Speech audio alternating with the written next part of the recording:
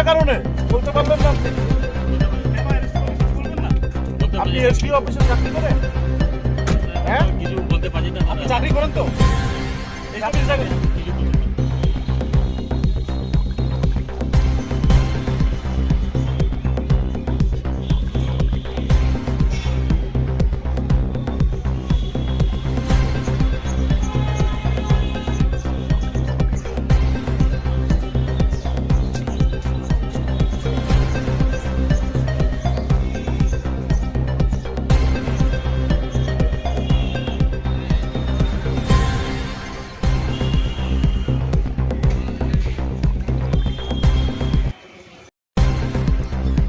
Sir বলছিলাম যে আজকে ওই সাজিদ আলম নামে এক ব্যক্তিকে আজকে গ্রেপ্তার করা হয়েছিল, কি আপডেট রয়েছে কোর্টের কাছে বিস্তারিত জানেন, কি অভিযোগ রয়েছে?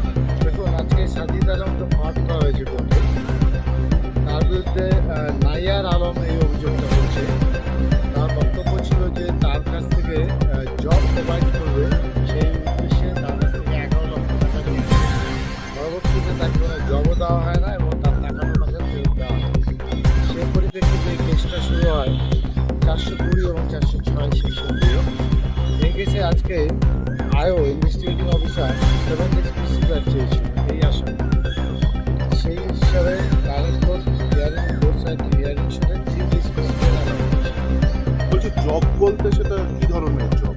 জব কথাটাই উল্লেখ করেছে, মানে চাকরি আর চাকরি। যে কবে নাগাদ নিয়েছিল 11 লক্ষ টাকা? এই বেশ